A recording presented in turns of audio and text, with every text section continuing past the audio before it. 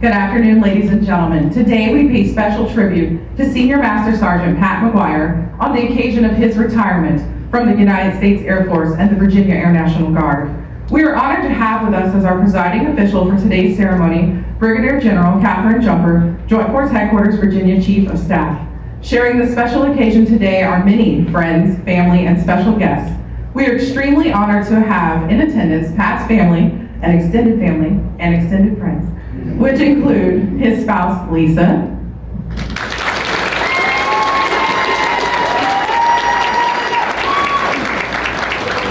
his sons, Bergen and Garen,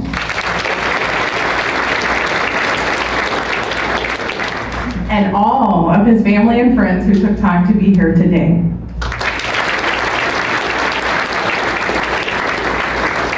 Also, Pat would like to welcome his special guests on the military side, Brigadier General Christopher Batterton, Assistant Adjutant General, the State of Virginia Air National Guard, Colonel Philip Colony, Joint Force Headquarters A3, Colonel Brock Lang, 192nd Wing Commander, Colonel Matthew Hummel, 192nd Wing Deputy Commander, Colonel Ogre Weiner, 192nd Operations Group Commander, Colonel Manag Burge, 192nd Mission Support Group Commander, Colonel Frank Yang, 192nd Medical Group Commander, retired Colonel J. Stock Dinsmore, Chief Master Sergeant Sean Fretwell, Command Chief, 192nd Wing, Chief Master Sergeant Joseph Young, 192nd Mission Support Group, Senior Enlisted Leader, Chief Master Sergeant Latoya White, 192nd Medical Group, Senior Enlisted Leader, Chief Master Sergeant Jenny Lee Kipper, 192nd Operations Group, Senior Enlisted Leader, Chief Master Sergeant Wanda Jackson, 192nd Logistics Readiness Squadron, Senior Enlisted Leader, Chief Master Sergeant Carmen Daniels, 192nd Support Squadron, Senior Enlisted Leader, and Chief Master Sergeant Retired Richard Roberts, and also all commanders, chiefs, first sergeants, airmen, friends, and family who are here with us today.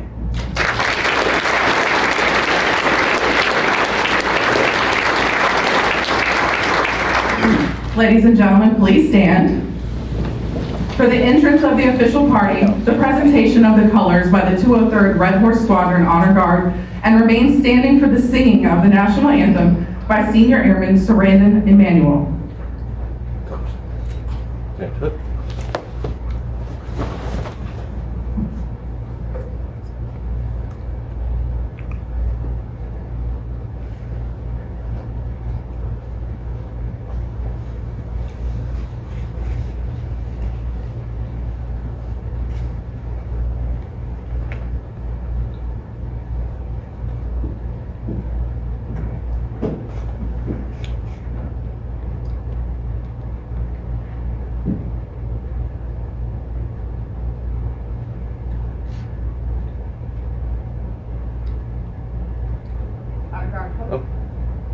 Forward, arm, forward, forward.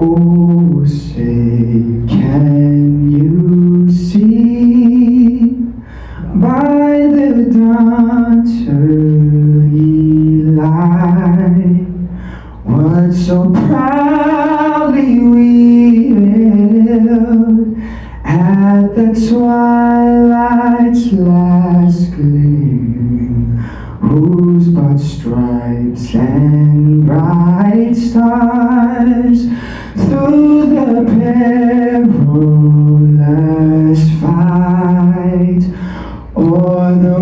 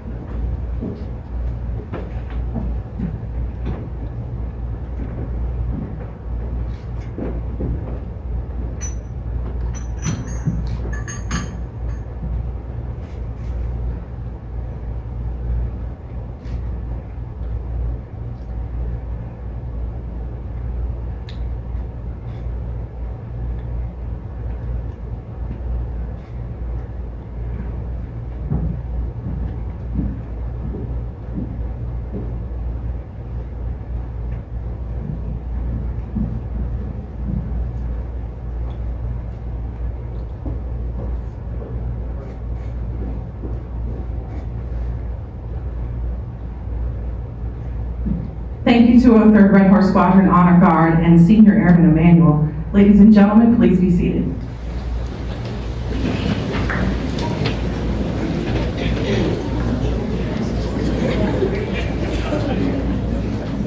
It is now my distinct pleasure to introduce to you the presiding official of today's ceremony, Brigadier General Catherine Junker.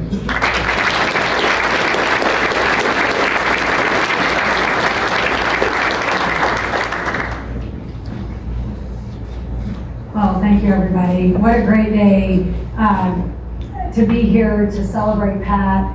And I just was sitting here looking over the crowd thinking how happy I am that he's retiring before me, because if it were a popularity contest, I'm sure he would win. I haven't seen this kind of a turnout at a retirement ceremony in a long time, but that's a testament to 34 amazing years of service and all the lives that you've touched, you know, between the 1st Fighter Wing, previous assignments, and here at the 192nd Wing, and everyone's here to celebrate you. So enjoy this day, and hopefully I'll keep my comments short so that we can enjoy celebrating you and the rest of the evening. But, so it is a great honor for me to be here to retire Pat. Our history is long. Pat's been retiring after 34 years between the active component and the Virginia Air National Guard, and I've known him for 29 of those years. So we've got a long history together. Before I get started talking a little bit about his career, I do want to take the opportunity to just say how happy I am to see Lisa and Flat Pat. I'm so glad Flat Pat could be here today.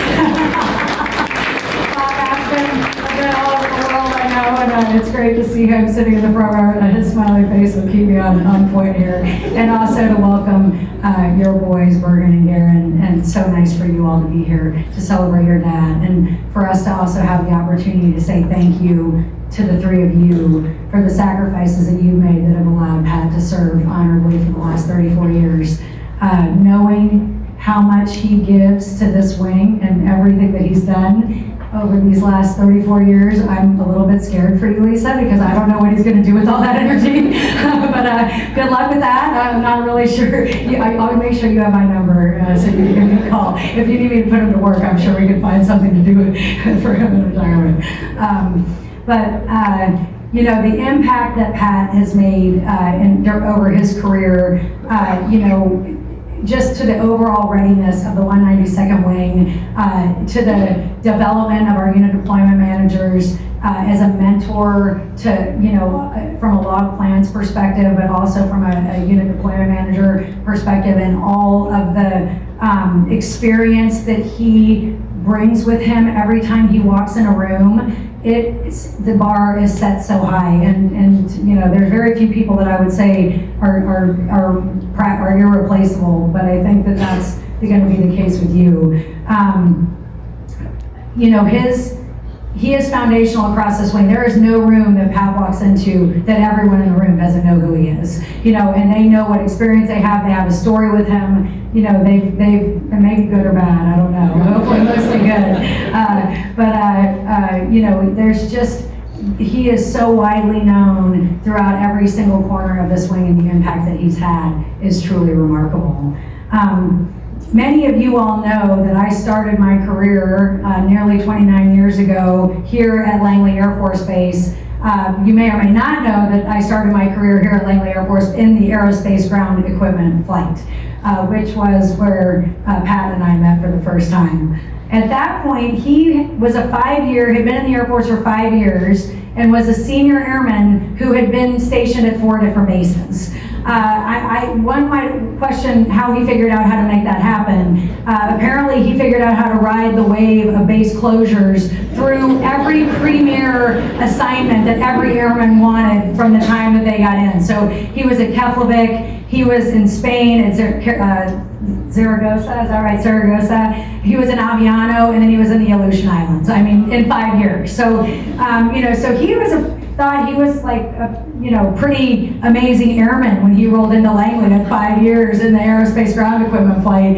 And, you know, so, and I loved his energy, and I loved his can-do attitude, and I remember loving everything about him except his hair. I did not love his hair. Apparently, I was like a gung-ho second lieutenant. I don't really remember this. This is how Pat tells the story. But I was a gung-ho second lieutenant, who was trained all about leadership and standards, and this was really important. And, he'd been on bases where most of the leadership had been gone. Nobody cared how long your hair was because he'd been moving from base to base. So, his hair was a little bit out of rags, and apparently I wasn't happy about it. So when I asked him, like, what's your best memory of me, our time together in age, he was like, well, it was when you chewed my ass for having my hair too long and made me get a haircut.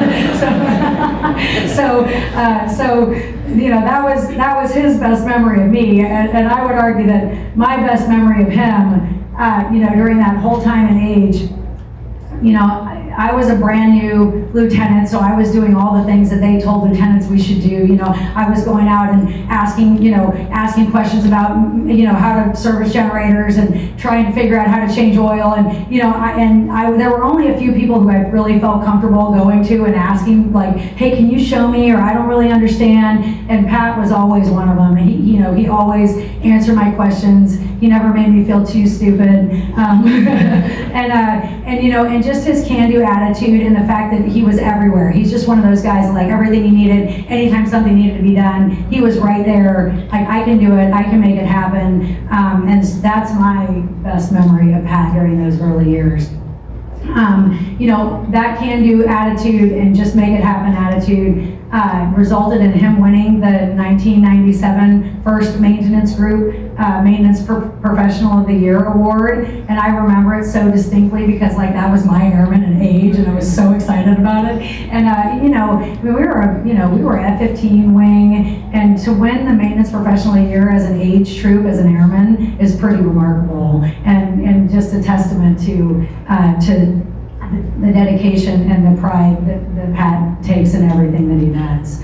Along that path of excellence, later on down the road, while he was still assigned here at Langley, he was also step promoted to tech sergeant, which, as any of you all know, is a very highly selective promotion, and there was no one more worthy of that. And I remember, I wasn't here at Langley at the time, but I remember hearing that news later and just thinking there was no one better that could have happened for. So really excited about that.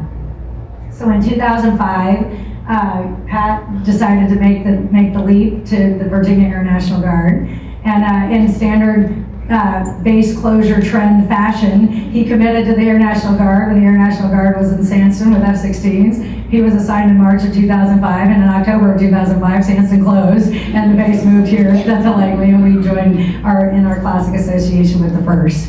I think that was the end of your history of base closures. Hopefully that we're retiring you before there's any more. We need Langley to stay. And then that kind of started a whole new chapter in Pat's life. He came into the Guard in age and as an age mechanic, but then I think after just a couple of years, transitioned over and cross-trained into logistics plans. And that, in my mind, is really where his expertise, he had demonstrated that expertise on active duty as well, but certainly that expertise is what has really carried the 192nd to greatness over these last 20 years, almost nearly 20 years, with him at the helm of every major muscle movement from a mobilization standpoint, whether it's mobilizing for training exercises, federal mobilizations, civil disturbance support, disaster relief. Anytime there's a mobilization, Pat's been involved in making that happen. So I think that one of the memories that I have when I first joined the Bang, which was about 9 years ago, I was kind of still figuring, I knew a few people that were in the Bang, but I didn't really know how many people that I would come to realize I crossed paths with over the Air Force and then had also joined the Bang. And I remember running into Pat here at Langley, which was where my memory of Pat always was. So I was like, oh my gosh, you're still here, I can't believe it. He's like, well, I'm in the Bang now. I'm like, I'm in the Bang now. I couldn't believe it. And he's like, well, it's a shame you're just getting here because I'm getting ready to retire. This was 9 years ago. And so I was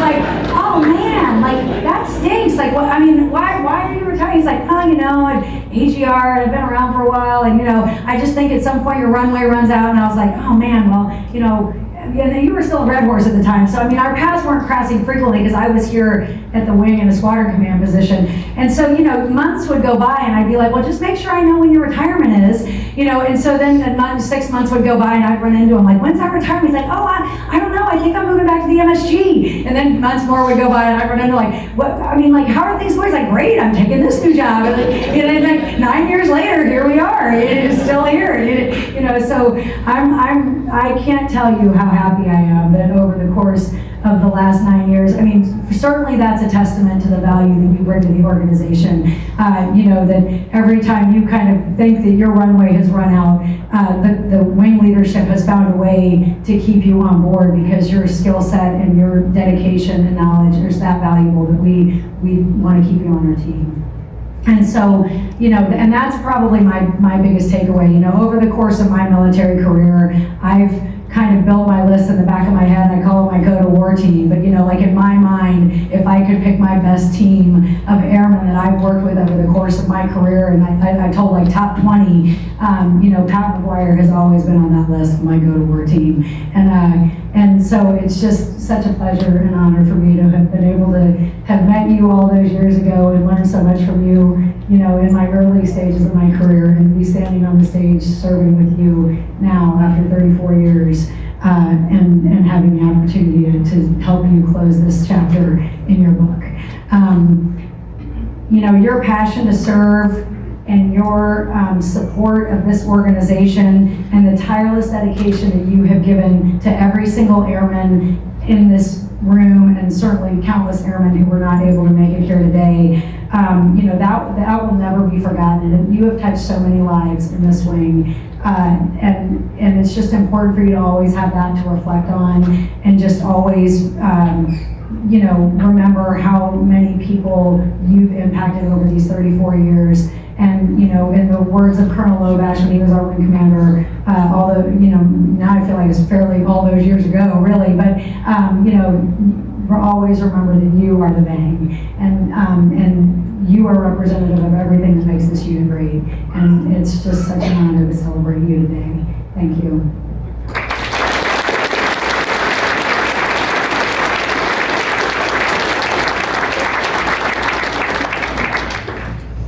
Thank you, Brigadier General Jumper. Would Master Sergeant or Senior Master Sergeant Maguire please come forward and join Brigadier General Jumper at the center of the stage for the presentation of the Meritorious Service Medal. Ladies and gentlemen, please stand.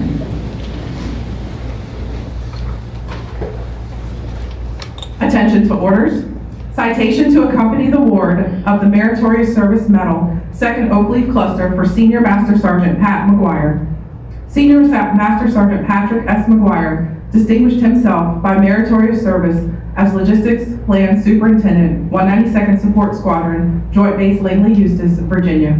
Senior Master Sergeant Maguire has demonstrated exceptional leadership, integrity, and expertise throughout his 34-and-a-half-year career in the United States Air Force and the Air National Guard. Senior Maguire played a pivotal role in orchestrating deployments in support of Operations Northern and Southern Watch, Freedom Sentinel, and Inherent Resolve. Furthermore, Sergeant Maguire's administrative proficiency shone through as he adeptly managed 3,223 administrative tasks for 2,838 Air National Guard personnel and processed over 15,000 tons of cargo in support of 4 state missions, 1 global relief effort, and 49 deployments, underscoring his commitment to readiness in the 192nd Wing. Additionally, his innovative and organizational acumen were instrumental in establishing efficient communication channels and resource access, fostering collaboration and elevating squadron readiness for over 400 members. The distinctive accomplishments of Senior Master Sergeant Maguire culminate a long and distinguished career in the service of his country and reflect great credit upon himself and the United States Air Force, given under my hand, Manal Burge, Colonel, 192nd Mission Support Group, Commander, at ease.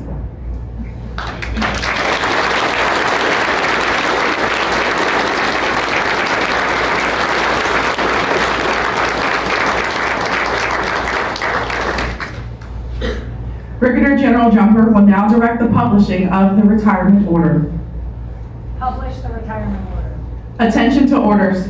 Special order number AA226 dated 1 July 2024. Senior Master Sergeant Patrick Maguire, Joint Base Langley, Eustis, Virginia. Effective 1 July 2024, you are relieved from active duty, Virginia Air National Guard, Joint Base Langley, Eustis, Virginia. Retired effective 1 July 2024 per AFI 36-3203 in the grade of Senior Master Sergeant by order of the Secretary of the Air Force.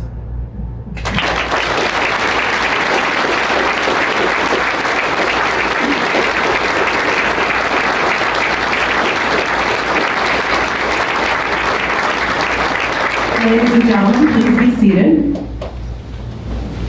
At this time, Pat will now be presented with a certificate of retirement from the Chief of Staff of the United States Air Force and the Director of the Air National Guard.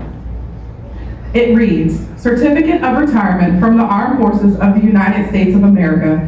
To all who shall see these presents, greeting. This is to certify that Senior Master Sergeant Patrick Maguire, having served faithfully and honorably, was retired from the United States Air Force on the 1st of July of the year 2024. Signed, Michael A. Lowe, Lieutenant General, Director, Air National Guard, and General David W. Alvin, Chief of Staff of the Air Force.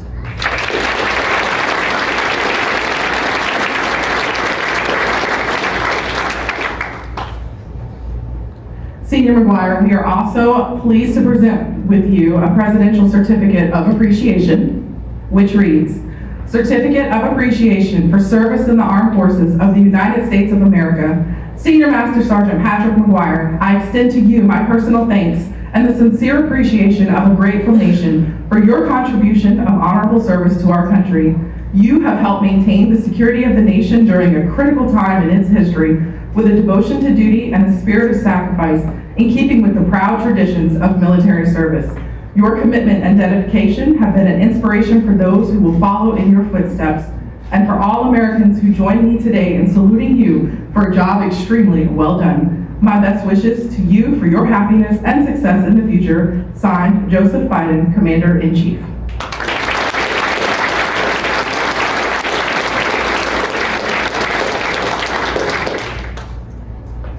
At this time, we would like to invite Lisa Maguire to please come forward for the retirement pin presentation.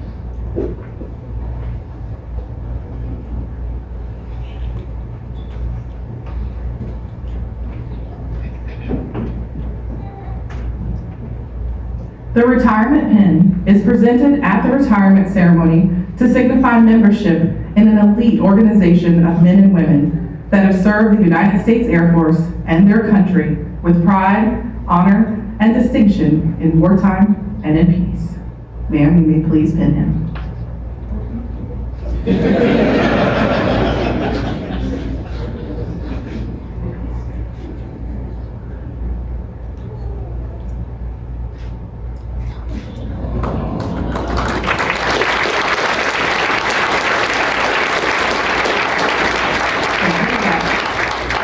We would now like to present Lisa with a certificate of appreciation from the Chief of Staff, United States Air Force, and the Director of the Air National Guard. It reads, Certificate of Appreciation from the United States Air Force.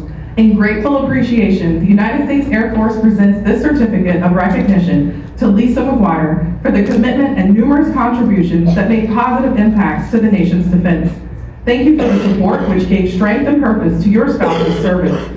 Given this first day of July 2024, signed Michael A. Lowe, Lieutenant General, Director of the Air National Guard, and General David W. Alvin, Chief of Staff of the Air Force.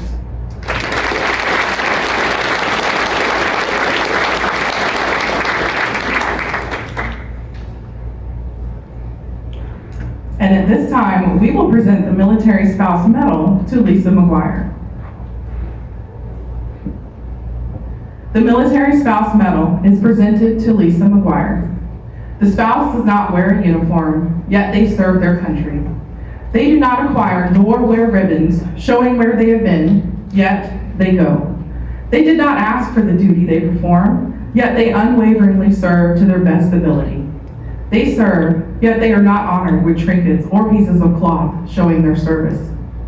The burning candle signifies the lonely nights you have spent that you have kept keeping their home fires burning. A symbol with no beginning and no end. The ring around the candle flame symbolizes the undying flame of love for your spouse. The image of the rose is for the unwavering devotion you have shown for your spouse and their service to their country. This medal is gratefully given to those that do not ask, those that stay on the home front so that their spouse can serve, for they proudly serve their country. Always remembered, never forgotten.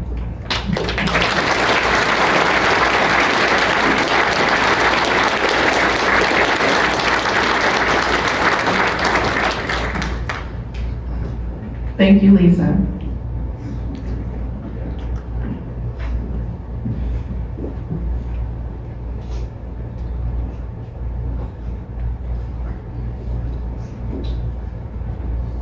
Now all the official stuff is over, it's time for the fun. We have special presentations that are numerous, so if you want to uncover the sheet, it's like a game show.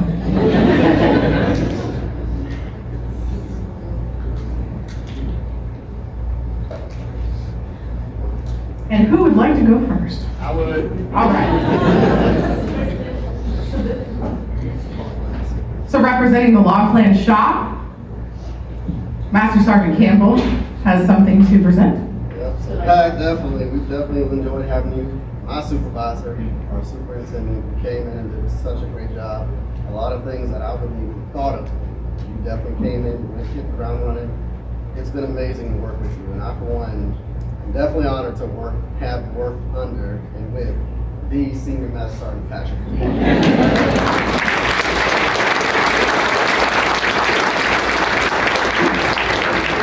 Plans, fashion. We went ahead and got you something nice. Yep. Take some time, yeah, had to make sure to take care of it, right? And make sure anything happens to you.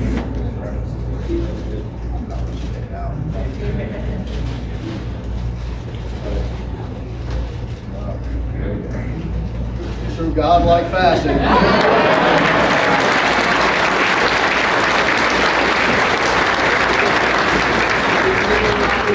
You definitely took care of us, and we definitely appreciate everything you've ever done. So we appreciate it.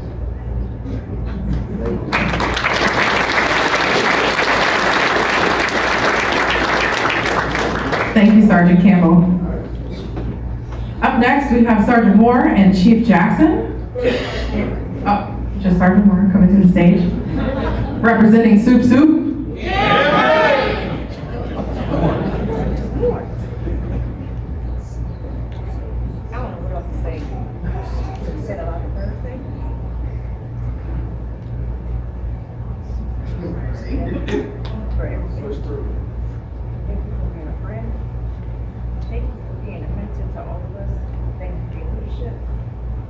Thank you for taking care of Elsa. Love you. And you have something for you that you would love to. I don't normally drink, but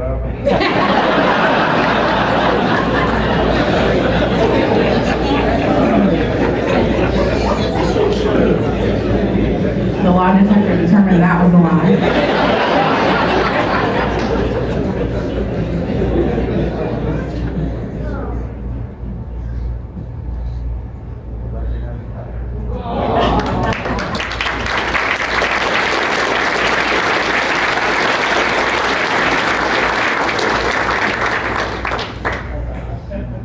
Thank you, Sergeant Moore. And now we have Chief Jackson and Captain Boothasine. So I know it looks redundant, but LRF is two different AFSCs. We have log plans and we have supply, so that's why we came up this way to show him our love individually and collectively. So because he's an old guy, he likes old things. We got him an old thing. Can you read it? I can. Yeah. So as you get home tonight or tomorrow or while you're retired, just open this box up and think of the family. I'm gonna need my key. Yeah. So that is for you. All right.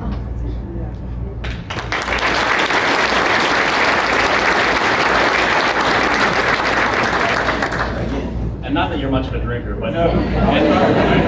and that you haven't told us a horse soldier story. You know, once every or two or three. But you know, just a token of appreciation from us. Thank you so much for being with us.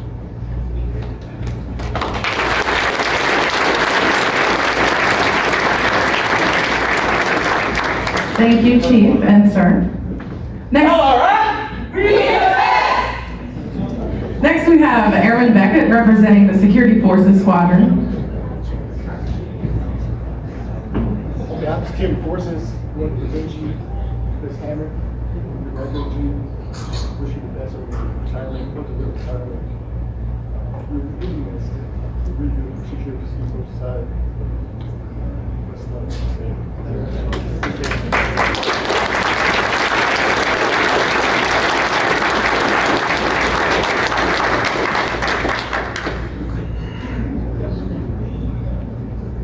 Thank you, Defenders.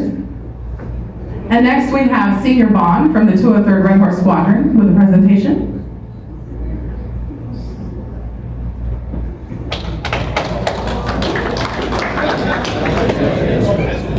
I'm honest that you don't have nothing nice to say. Pat, I mean, words can't describe what you've done for us. Your lease is proud now. As you can see, not even the ones in uniforms, but all the shiny heads back there and the gray beards. You know, made the way out to here. You'll always be missed, and this is the least we can do for you.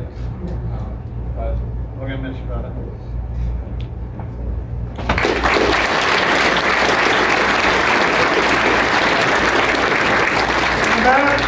To the horse! To the horse!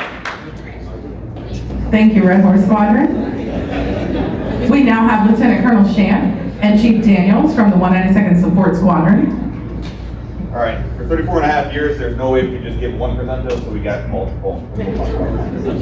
All right, so there's nothing that we could give to equate to what you've done for the service and your military career, but as a small token of our appreciation for what you've done for us and the U.S. Air Force, we've got you a little presentable box, and it has a bunch of information on it. It has our squadron patch, your logistics readiness badge.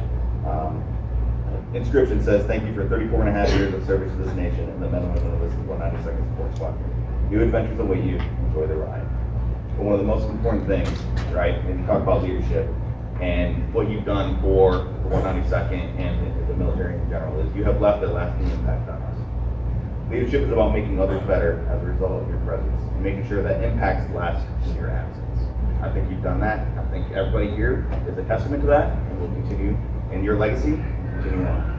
Now, secondarily, I was looking for a bottle. Not that you drink or anything, but so we had to talk about it. But you know, you always talk about the horse soldier, and we had that, and some of the other ones. But I have this on my shelf, and I thought about it. Right? There's two words on here: eagle rare. Eagle, right, is a representation of patriotism and freedom. You have embodied that over your 34 and a half years. It fits. And then the rare. It's rare to have someone 34 and a half years with the U.S. military and stand here today and retire. It's absolutely an impeccable career, and this represents everything that you are. So I'm going to give that to you. Have you enjoyed it? Hopefully I'll be next to you enjoying it.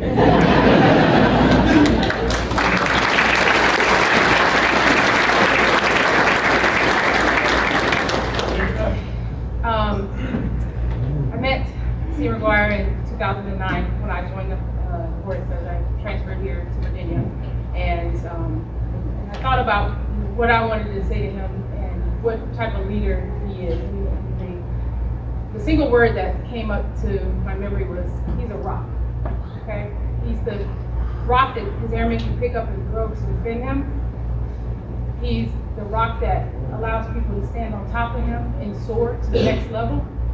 And he's the rock that when you hit rock bottom, he's next to you, building you up. And you have deployed me, all the deployments that I've been through, and you're the only man that I know that can schedule every minute of the day.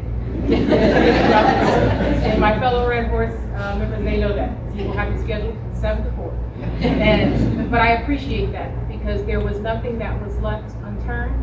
You handled everything, and you were 5 steps ahead of all of us. You made sure that we got out the door, we came home safe. And when I came here to the wing, you have been my rock, you have been my sounding board, and I just appreciate everything that you've given to me and to this squadron.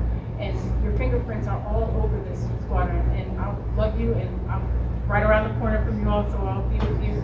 But from the men and women of the support squadron, we just wanted to give you our patch and our new squadron coins that you can display in the room, and I hope that I too will get to partake in that grant. But also, I also wanted to give this bottle of champagne. And this bottle of champagne is going to represent the next drill weekend when we show up at 8 o'clock. I would like you to share that with your family and have some mimosas. And as you are now have time to pour into your family and to enjoy your retirement, I'm just so excited for you, and I'm excited for your family to take this next step.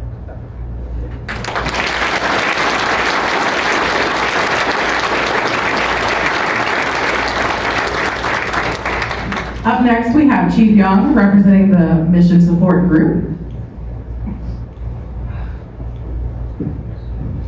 I was told you didn't drink, so I didn't get I mean, before I present this, I want to say a few words. Everybody who knows Pat in here knows that he's the most selfless person that you can come across, okay? Everything he does, he makes it look easy, which is like, things that he does are not easy, but he makes it look that way, okay? He makes everything seem like it's not a big deal. And for those of you who don't know, 34 years, most of that being AGR or full-time time, that does not happen unless you make yourself indispensable, which is exactly what I think of when I think of Pat Maguire, okay? You do everything for everyone and you expect nothing in return, and you're the most humble person that I know.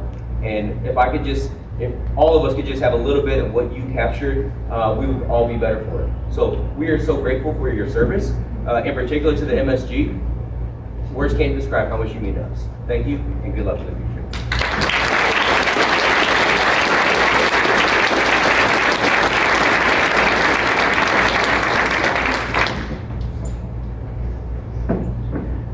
And last but not least, we have Chief Rutwell representing the Wing Staff Agency. Chief Maguire. I think the theme of the day is words, right? It's so hard to describe what 34 years of your services encompasses.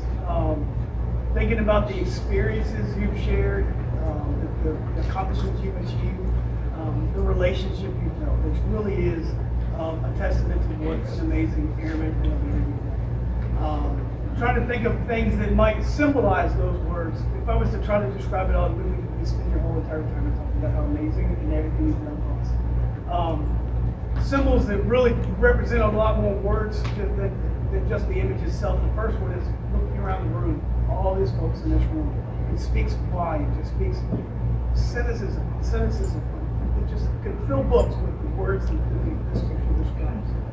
Another symbol that really represents us and the service that we present to the National Guard is our Minuteman. Because it's always been a symbol of the Guard. It's been a symbol of military service. It represents that citizen soldier that balances the civilian careers against their military professional and the professional arms career.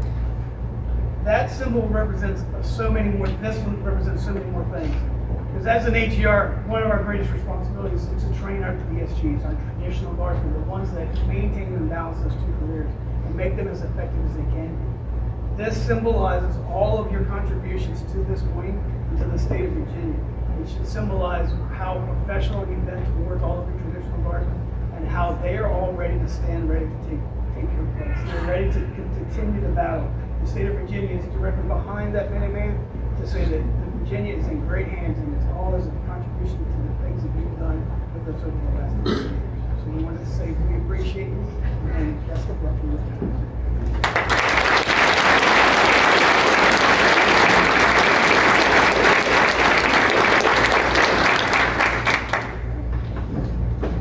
Would Chief Young please join us on stage? We're gonna bring all the chiefs up. Come on up. And all chiefs, past and present, please come to the stage. We wanted to go down. To the floor, yes. There's a lot of people here. Pretty big. You can't let him go.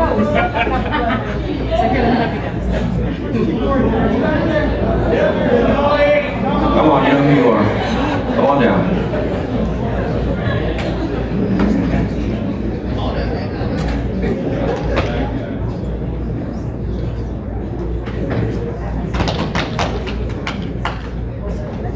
Alrighty. Greetings, we are here today on this ceremonious occasion on behalf of the 192nd Wing Chiefs Council to not only recognize the dedication of an individual, but to also help complete the ritual that started with an oath to serve. From the day an enlistee raises their right hand until the day they make their final salute, they are pledging to serve. And when that pledge spans into a career, it is truly the epitome of service. Senior Maguire, the council wishes to honor your service and career by presenting to you the Virginia Air National Guard Enlisted Service Medallion. The front side of the service medallion with the American flag is reflective of our federal mission to the United States Air Force. The outline of Virginia and the unit patches speaks to our state role as citizen airmen. The words from the Great Seal of Virginia, Sic Semper Tyrannis, thus always to tyrants, represents the virtues of heroism, righteousness, freedom, and valor. On the reverse, the Minuteman stands ready to be called to duty at any time. The chevrons are arranged circular like a timepiece, representing the enlisted career progression. As time passes, the enlisted member gains rank, but more importantly, their service to others becomes self-fulfilling as they assume leadership roles. Now it is time for you to continue your service in a different role to your family and yourself as you move forward to other great adventures in life. The Enlisted Service Medallion is presented upon your retirement as a token of our appreciation for over 34 years of dedicated duty and military service. You have certainly earned it. On behalf of the Chiefs Council, thank you and best wishes in your retirement.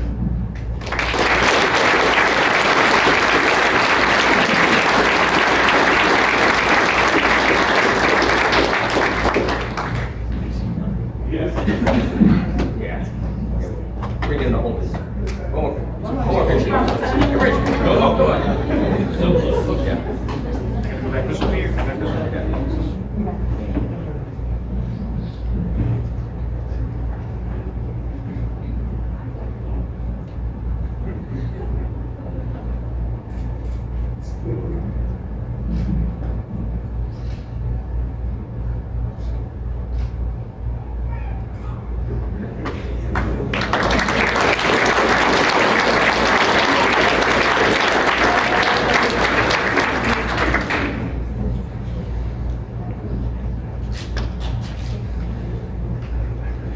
Ladies and gentlemen, the 203rd Red Horse Squadron Honor Guard will now present the Shadow Box. On behalf of your many friends, we wish to present to you a Shadow Box, which culminates a military member's career. Enclosed is what is known as the military member's most honored and cherished possession, the United States national flag. The flag which you have so proudly served and so honorably defended. The flag which we honor and serve under is the true emblem of our unity, our thoughts, our power, and purpose as a nation. Accept it, protect it, guard it, and ever remember that the young men and women you have trained, guided, and inspired will follow in your footsteps and defend it with equal pride. On this occasion, we consider we have lost a true leader while society has gained a fine citizen. Pat, good luck and Godspeed.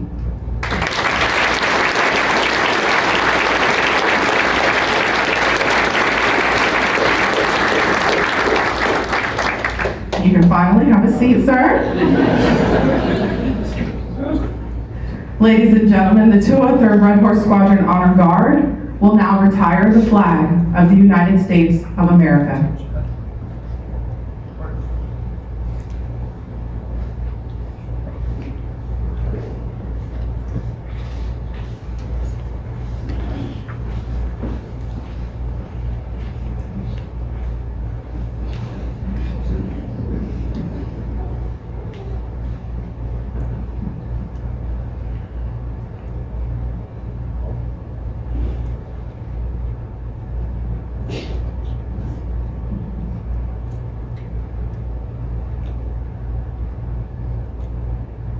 I am the flag of the United States of America. My name is Old Glory. I fly atop the world's tallest buildings. I stand watch in America's halls of justice. I stand guard majestically over great institutions of learning. I stand guard with the greatest military power in the world. Look up and see me. I stand for peace, honor, truth, and justice. I stand for freedom. I am confident, I am arrogant, I am proud. When I am flown with my fellow banners, my head is held a little higher, my colors a little truer. I bow to no one. I am recognized all over the world. I am worshipped, I am loved, and I am feared. I have fought in every battle of every war for more than 200 years. Gettysburg, Shiloh, Appomattox, San Juan Hill, the trenches of France, the Argonne Forest, Anzio, Rome, the beaches of Normandy, Guam, Okinawa, Japan, Korea, Vietnam, in the Persian Gulf, and a score of places long forgotten. By all those who were there with me, I was there. I led my soldiers, sailors, airmen, and Marines. I followed them and watched over them. They loved me. I was on a small hill on Iwo Jima. I was dirty, battle-worn, and tired, but my Marines and sailors cheered me, and I was proud. I have been soiled, burned, torn, and trampled on the streets of countries that I have helped to set free. It does not hurt, for I have been soiled, burned, torn, and trampled on the streets of my own country. And when it's by those that I have served with in battle, it hurts. But I shall overcome, for I am strong. I have slipped the surly bounds of earth, and from my vantage point on the moon, I stand watch over the uncharted new frontiers of space. I have been silent witness to all of America's finest hours. But my finest hour comes when I am torn in strips to be used as bandages for my wounded comrades on the field of battle. When I fly at half-mast to honor my soldiers, my airmen, my sailors, my Marines. And when I lie trembling in the arms of a grieving mother at the graveside of her fallen son or daughter, I am proud.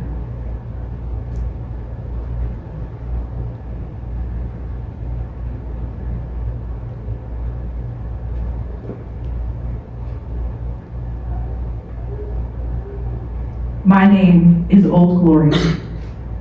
Long may I wave, dear God. Long may I wave.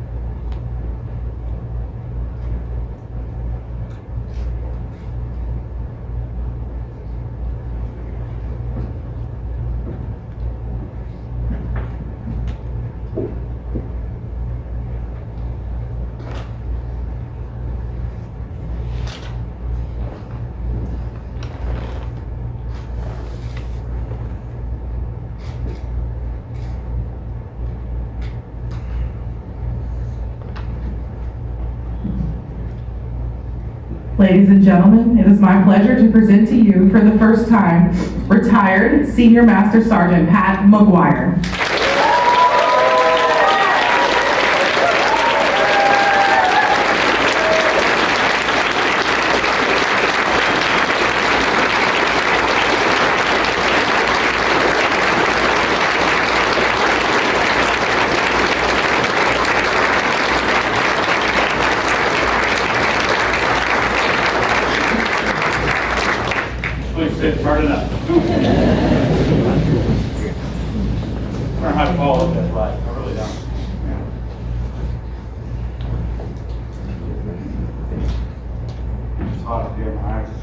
All right, can you hear me? All right, I'm not used to holding it. Anybody? Fine. Knew we had to start out some way like this, right? All right. I am so humbled right now to be standing here before you.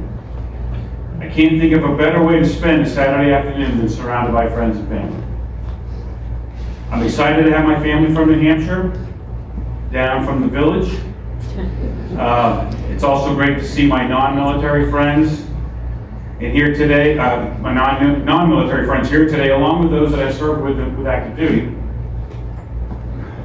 We also have my maintenance family. I see some of the 633rd 2G family out there. My Vang family, my Red Horse family, my Support Squadron family, and my LRF family. Talk about a very diverse group. Thank you, Flat Pat, for coming out. I really appreciate that. I know you have a very busy schedule. But speaking of you and speaking of my retirement, it looks like I will be able to attend a few more things now, so you might have some free time. So I didn't see him here, but I really think I need to talk to Colonel Lands to get some information on how I can pimp him out. Thank you, security forces, for that little information on Colonel Lands that we may not know. I've been thinking about this day for about a year now.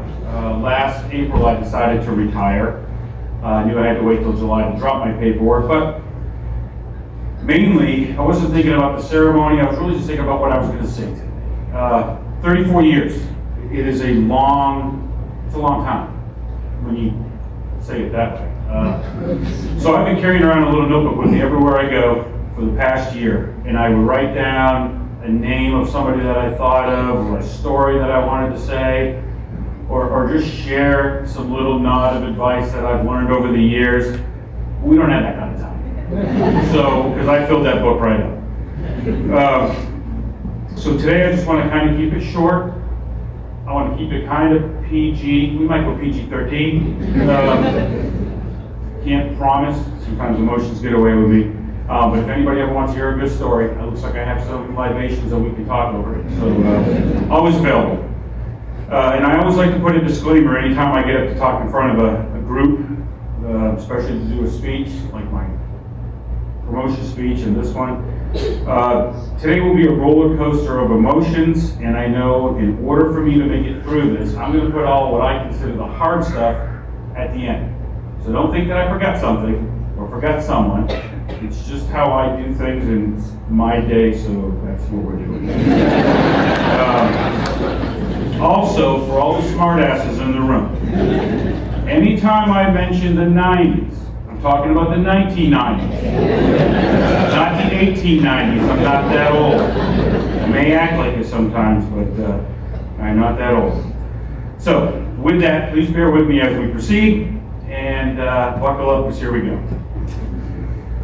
So first of all, none of this would have been possible. The ceremony wouldn't have been possible with a lot of people putting in the time, some effort to get everything done. So first of all, thank you, General Jumper, for being here today and closing the loop, like you said, on my career. I've had a lot of memories over the years of a lot of things, and that one story wasn't just my best. So yes, she's chewed my ass a couple times. It wasn't just my hair. I was a little arrogant as a senior airman, and it didn't change, it just got to be more confident, that's what I call it. But it was the first year being here at Langley, we had a hurricane. So being from the Northeast, the hurricanes really didn't hit up there too much. So we started prepping equipment, and we worked hard to get equipment moved and back into the shop and locked all up. And then it came time to evacuate, and I was allowed to evacuate. So I was like, hey, you want to go back up to New Hampshire?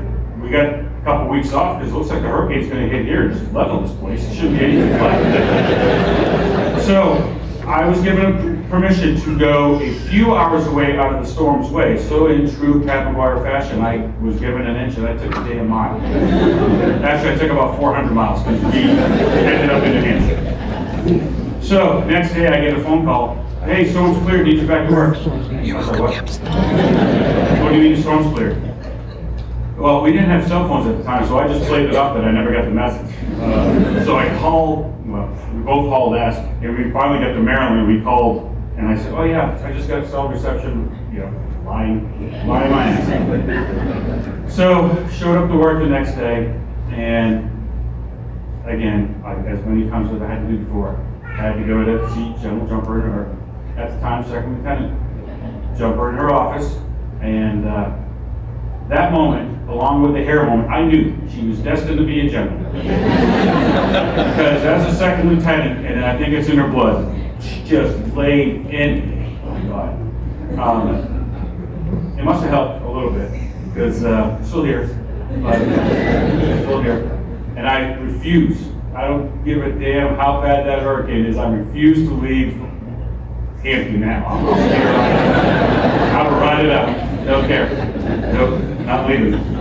So, thank you, Chief Jackson, Chief Daniels, for everything that you did behind the scenes to make sure that we had the facility, we had everything going today. So thank you very much. Sarandon, oh my God, thank you. That was beautiful. Your rendition of the national anthem. I had to step away during rehearsals today because I thought I was going to lose it. But then just to hear it twice in a day, I feel lucky. Christina, again, another outstanding emceeing job, and you really killed it with Old Glory. I didn't cry, so I'm wondering if I'm just super dehydrated. I might be good for the rest of the day. Honor Guard, 203rd Honor Guard, thank you for coming up. I don't know who else could have done any of the ceremonies and the professionalism better than you guys could have. So thank you very much. And thank you everybody else, proffers, ushers, everybody who dressed up today for the occasion, thank you. I think, I know it wasn't set up for me, but thanks Colonel Bird for having the grants call so it made it easier to get things set up quicker. So, it really was. I don't know how today could have been any more perfect with everything that went on. So, and this may come as a surprise to you, but I'm a little bit of a control freak and a perfectionist. And you have no idea how hard it was for me to sit back and not say anything. I didn't ask any questions. I completely trusted everybody. But even, I trust but verify a lot. I always get my nose into things, but it's a great day for me. So thank you everybody who participated. So, all right, here we go. We're going up the roller coaster now. So, 34 years. When I say it out loud, I still can't believe that I made it this far. A little fun fact, because I love numbers. Within the entire Virginia Air National Guard, there are 595 members who were not even born when I joined the Air Force in January of 1990. That's 48% of the force. 48%. Out of that 595, 345 weren't even born when I arrived here in Virginia in March of 1995. And then finally, 12 were not born when I joined the band in March of 2005. So does anybody else feel old? Go on. But 34 years has gone by quickly. I never thought this is where I'd be in my career. Like many of my earlier supervisors and OICs and peers, which some of them are here today, most thought I would never make it past my first enlistment. I was not a model airman by any means, at least the first enlistment. I got better. A lot of corrective actions. But clearly, being in Europe in my late teens and early 20s, probably not Air Force's best decision to send me. Yeah. I worked hard and certainly played hard, maybe too hard sometimes. But I can tell you, the shit that I did back then would not fly now. sometimes I do miss the military of the 1990s, but I don't know if my body could. I've seen a lot of changes over the years. Major commands changed from TAC, SAC, and MAC to AMC and ACC. I saw the end of Buck Sergeant. So anybody who does not know what the hell I'm talking about, Google it later. I saw the end of Buck Sergeant, Airman First Class, and Senior Airman got their star. And I'm sure a lot of you like, what are you talking about?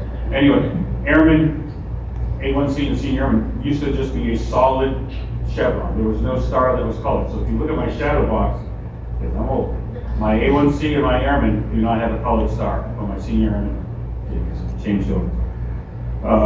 I watched the Master Sergeant chevron change. Master Sergeant used to be another rocker underneath Tech Sergeant before they moved it up to the roof.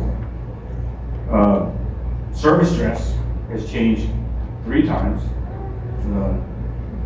Duty uniform, I've seen that pattern change 4 times. Fatigues, to BDUs, to ADUs, and now OCPs. And don't even get me going on the crew patch with stripes, crew patch without stripes, patches with stripes, uniform with no stripe. We went through a little bit of an identity crisis in the late 90s of how we wanted to wear our uniform. And of course, there's been numerous deployment uniforms, yet we've gone to the same place most of the time. Uniform every time. Like it was talked about, I've been stationed at 9 different bases, and 4 of them are still operating today. I don't foresee these 4 closing, which would be Aviana, Lackland, Langley, and down at SMR.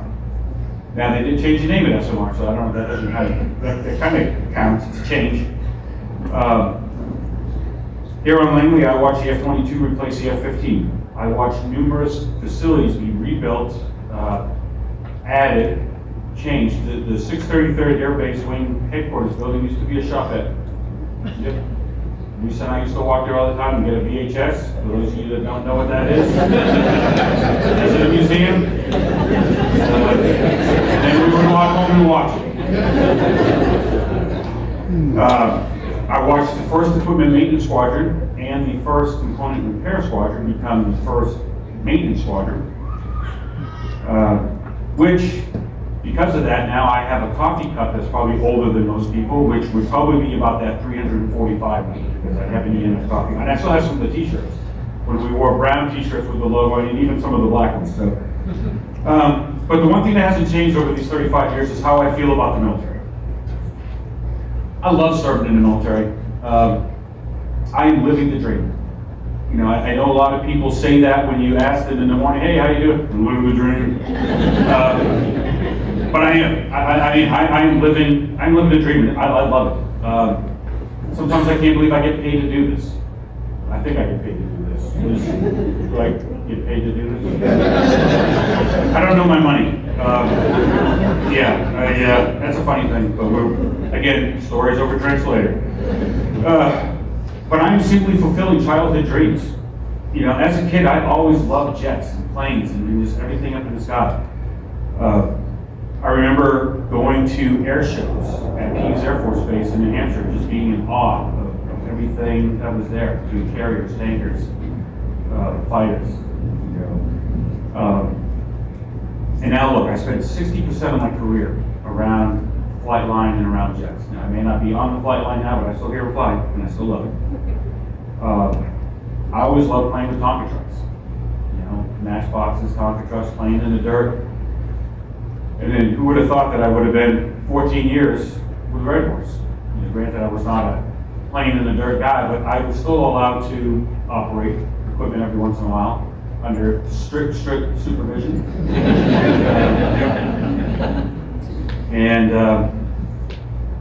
Growing up in the northern part of New Hampshire, I used to run around with, a stick, pretend it was a gun, and have my pine cone grenades, running around playing war. I've got to shoot a lot of weapons since I've joined the military. And I've been really fortunate too down at Red Horse, because they let me blow shit up sometimes. Sometimes I wasn't supposed to. Don't ever give me a whole case of ground burst simulators. and say that they want to do a ECP destruction. So I used all of them at once. I don't think safety was happy. But yeah, but the biggest thing is I was a big superhero fan growing up. Loved comics, cartoons, movies, anything with the superheroes, anything with these larger-than-life people saving the day. Well, I'm surrounded by heroes every day, and most of you are still right here. We may not wear capes, but I think we're still heroes nonetheless. This has been my childhood dream, to do this, what I do for 34 years. I mean, how could you not want to come to work every day when you get to live the dream? All right, so I think you're supposed to give some advice when you leave, things you've learned. So bear with me on that, because I'm going to go down that road of things that I think you should know. But honestly, I love coming in. I love being in the military. It's hard to come into work every day. You know, it's tiring. You face challenges. There's no easy day when you come to work in the military. And after that year 20, you always wonder, well, what is today going to be the day? Is it today? Then like 9 years later, it's today. So yeah, there's a lot of times that just, did I want to step away? Yes. But then just things motivated me to stay a little longer. So first, I just want to say, love what you do. Okay, find that one special thing that drives you. My foundation has always been service to country, and how I love this country, regardless of whatever state we might be in. Sometimes I love this country. I am so honored to have had the opportunity to serve the nation and the state for all these years. Along with my commitment to this country, I have a commitment to all those that I have served with and continue to serve with. Well, up until July, then everybody will have served with. But I've had supervisors that have given me second and third chances, a lot. And I've never wanted to let those people down for taking that gamble and say, all right, instead of kicking you out, let's give you one more chance. So I just always wanted to make sure that everybody got their bang for their buck with me. But everyone that I serve with motivates me to do the best I can. And I've served with thousands of great people, and this is really what I'll miss the most. It's the people. Find your work-life balance. Okay, I know some of you will probably chuckle when you hear me say that. That seems probably hypocritical coming from me. This is kind of a do as I say, not as I do moment. Okay, so, but hard work and sacrifice are not always a bad thing. Hell, hard work and sacrifice is why I made it past my first career. I did work hard. I did. I played hard too. But I worked hard because I had good supervisors that were looking out for me. We had a good team effort.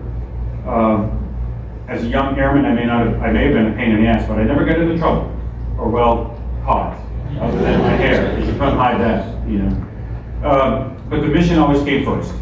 And in the latter part of my career, this was very true. Almost, mission came first, probably a little too much. But we'll talk about that later. But so trust me when I say work hard, be willing to sacrifice, but just remember, leave time for yourselves and for your family. The life balance scale doesn't always have to be completely even. It can dip a little, but just make sure it doesn't dip too much to one side all the time. Expand your views. Sometimes we get tunnel vision and we stay a little too focused on either one task or one project or one area. Don't just focus on your office or your shop or even your section or squadron. Look at the big picture and see where you can help out. Okay, we talk about multi-capable airmen a lot, but sometimes it can be just as simple as learning how to assist with the process. Helping somebody else out. See if somebody else is in another area struggling, just go help them out. Learn the why as well as the how when it comes to work. It's easier to reach the destination when everybody knows the way to get there.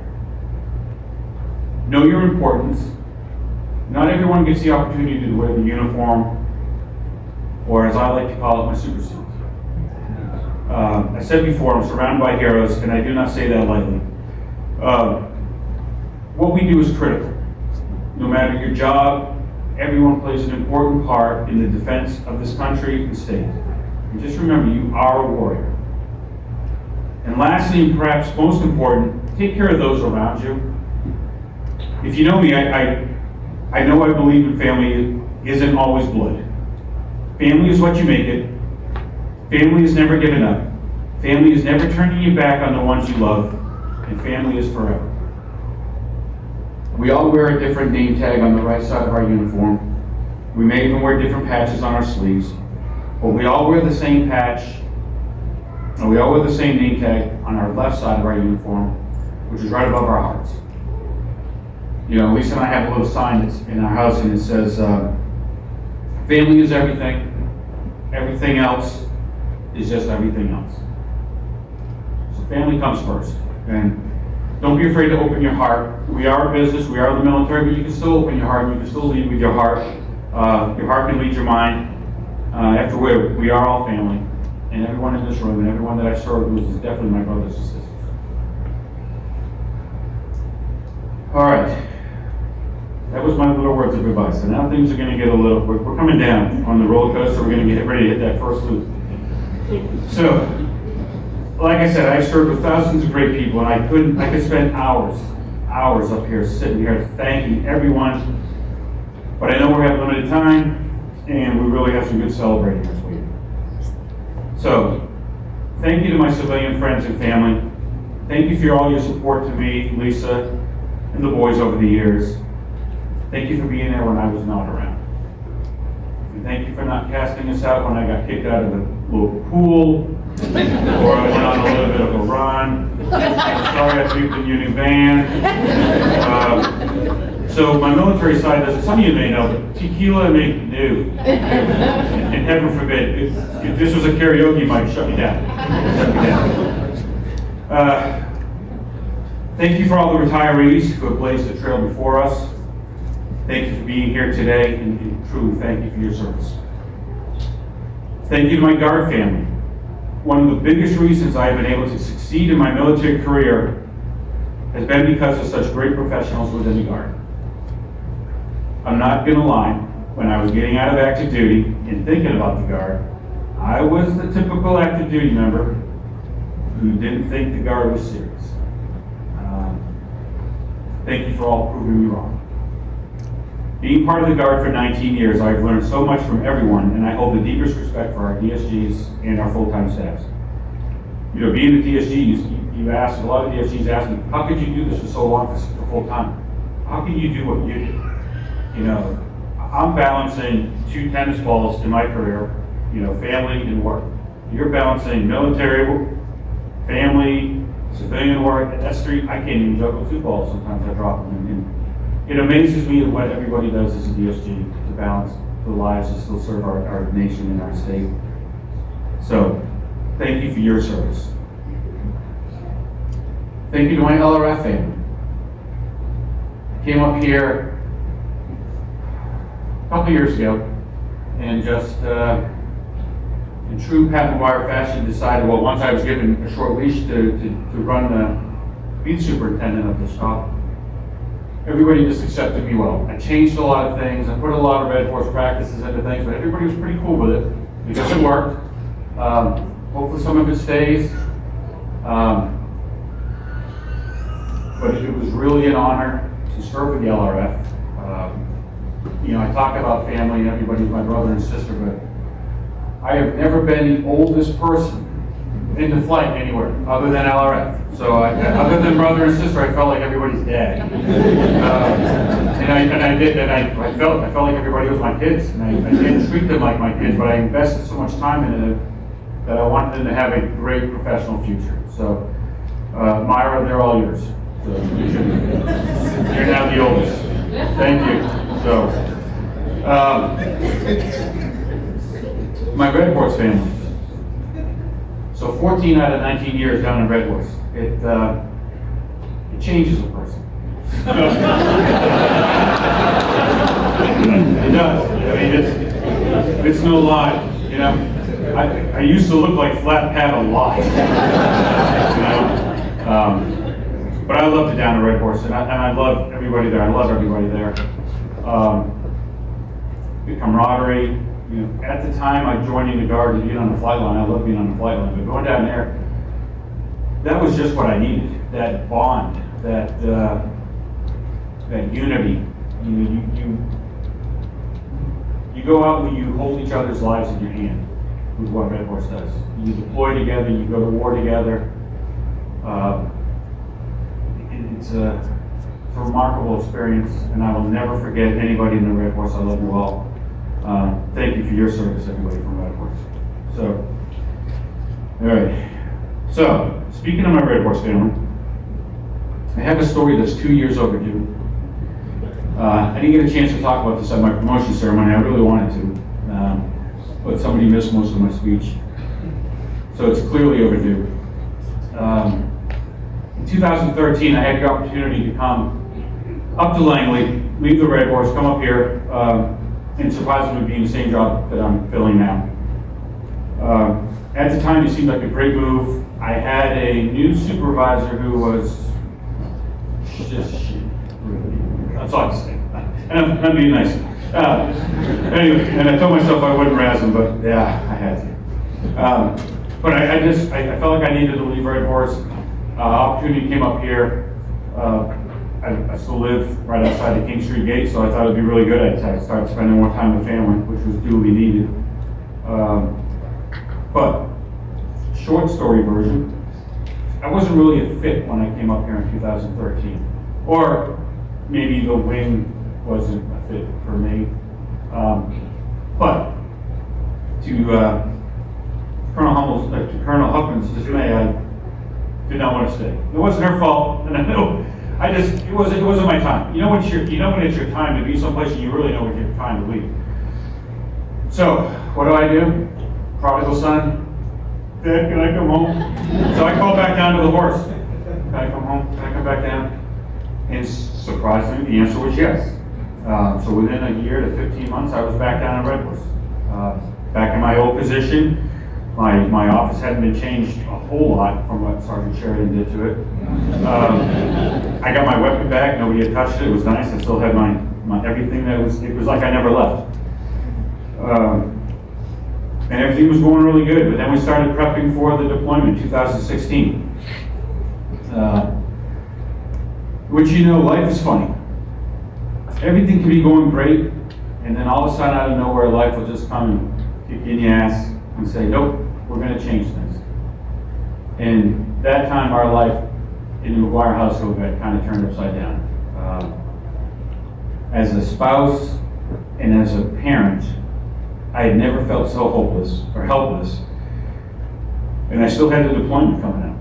So I had to do two of the hardest things that I could ever do.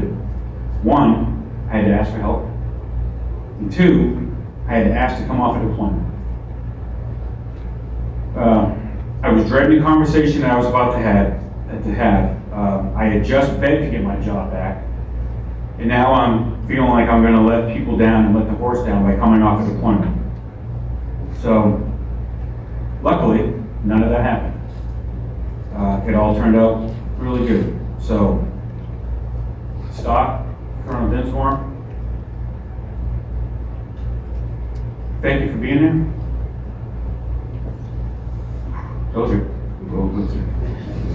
And seeing me through two of the most extremely difficult times of my life. You not only saved my career, but ultimately my family as well. So, you will never know how much I really am indebted to you. All right, it's not getting easy. So I got Lisa and the boys next. I haven't written anything. It's, wow. Other than my career in the military, the only other longest thing I have in my life is my relationship with Lisa. We started dating in September of 1986, which 767 of you weren't born yet.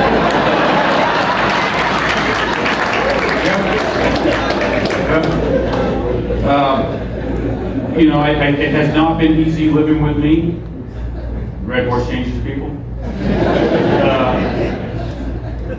But you've always stuck it through, all three of you. Nev, I'm sure you've had to hear a lot of stuff from Garen. But I love you all so much. Thank you. Carmen said I was her rock. Well, Lisa's mine. There's no way I could have done half of what I've done without you, without knowing that you were fine at home. You know, I was deployed for 14 years with Red Horse because I was always down at the horse. And I even had a cot down there that I stayed overnight because it was just simpler sometimes just to drive it home. But, and even when I was there, I wasn't there. I was either on my phone or head always just thinking of ways to help the horse. And I do that now too with the bangs. So, but thank you. I love you all. All right. I really don't believe in coincidences. I feel everything happens for a reason. There are no accidents. You know, for example, being here today in Bayview Commons, Lisa and I lived for 6 years, right across the parking lot in Bayview Towers. We were there in room 804 up until they got mold. And we had to go. And then a week after we left, they made everybody move and gave everybody money to move, but no. No money to move on that one. So, but that just shows. Lead the way. Lead the way. Being in this room, so it's funny, General Jumper mentioned the maintenance professional banquet right here in this room. ALS graduation, right here in this room. NCO induction ceremony, right here in this room. I don't know how many times I've left this room and staggered back to my apartment with a lot of the other age folks and everybody else in tow. I mean, also, not another coincidence, but closing me out like we talked about before. We've gone full circle in my landing time. You know, as far as my OIC, sending me out now. Finally, just being a member of the support squadron, where the Phoenix is a symbol of the squadron. Rising up from the ashes. I feel my career has been a lot like that. From leaving active duty and joining the Guard, to heading down to the 203rd and back to Langley and back and back and back. Every end has given me a great new beginning to rise and inspire. Living isn't measured in years, it's measured in moments. The ones we treasure all the more because they're fleeting. And in the end, all we are is the sum of the choices we make in those moments. It's measured in meaning, in impact. It's measured in meaning and the impact and the people that lives we touch. Okay? So that's pretty much it. I know that we plan on moving from this room to the lounge, and we're going to have a receiving line, but I'm going to pull a little bit of an audible. We're still going to do all that. We're going to leave. We're going to go have the reception and all that. But I'm getting the hell out of this. I came into the military wearing boots. I'm going to go out wearing boots. So I'm going to change back into my OCPs. And then we're going to start celebrating. So just give me a chance to change. I'll just find a phone booth, change like that. So please don't leave when we go. So stick around for a little bit. So thank you so much for being here today. Thank you for everybody. Thanks for being part of the ceremony. Thanks for being part of this career. Thank you for being part of my life. I love you all. Thank you.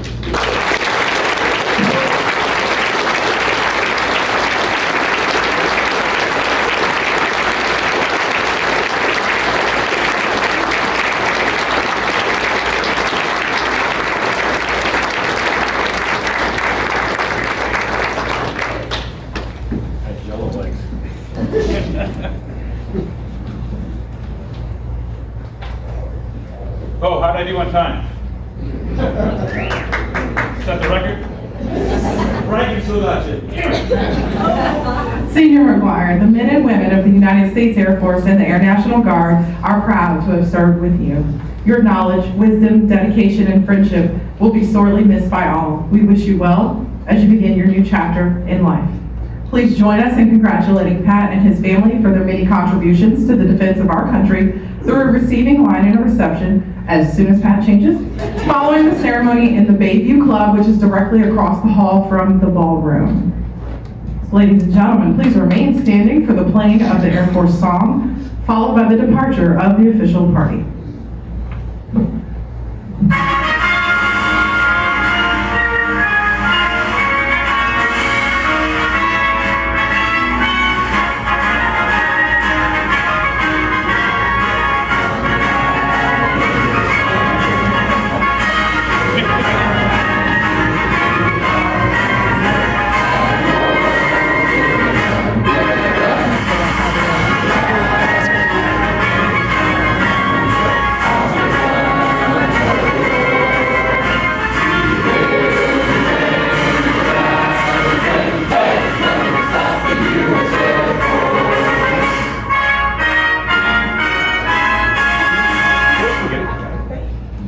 Thank you, everyone.